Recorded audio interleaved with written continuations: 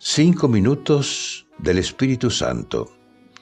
8 de agosto.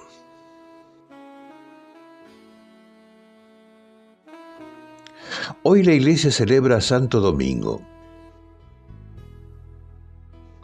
En su vida podemos reconocer cómo el Espíritu Santo nos sorprende y a veces nos lleva a hacer cosas que no se entienden mucho, pero que son necesarias para el reino de Dios.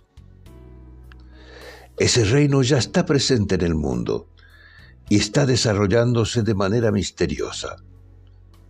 Va creciendo aquí y allá de diversas maneras, como la pequeña semilla que puede llegar a convertirse en un gran árbol, como el puñado de levadura que fermenta una gran masa y crece en medio de la cizaña. También mientras dormimos, sin que lo advirtamos. Por eso puede sorprendernos gratamente y mostrar cómo nuestra cooperación con la gracia siempre produce frutos en el mundo. Pero es necesario cooperar con ese poder divino, tratando de estar disponibles, liberados de los controles, esquemas y seguridades, para dejarnos llevar donde el Espíritu Santo quiera y para anunciar el Evangelio sin demoras. Esa urgencia es la que vemos plasmada en Santo Domingo.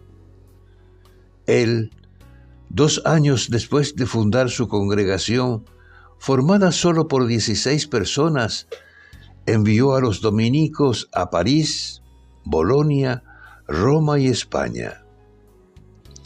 En esos lugares debía fundar conventos, estudiar y predicar. Nadie entendía esa dispersión de pocas personas con el riesgo de que la obra dominicana se acabara en poco tiempo.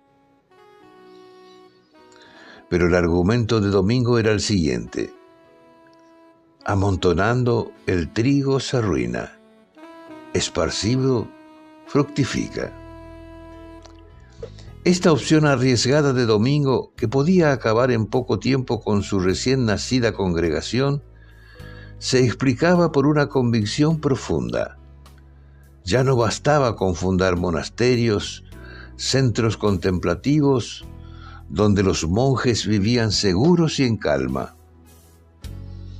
Ahora se trataba de anunciar el Evangelio por todas partes y viviendo en la inseguridad de los caminos, pobres y confiados en la providencia.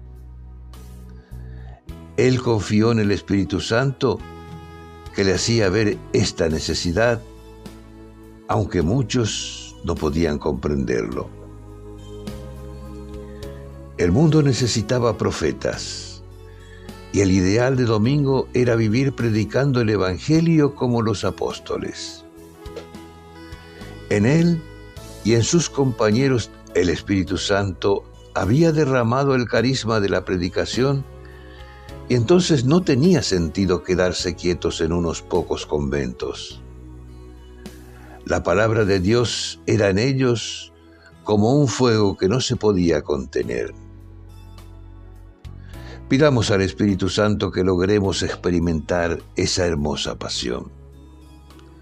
Cardenal Víctor Manuel Fernández.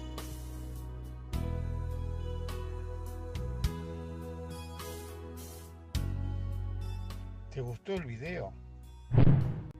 Danos un like, un dedito hacia arriba, porque te gustó. Entonces podés suscribirte al canal y tocar la campanilla, así recibirás nuestras notificaciones.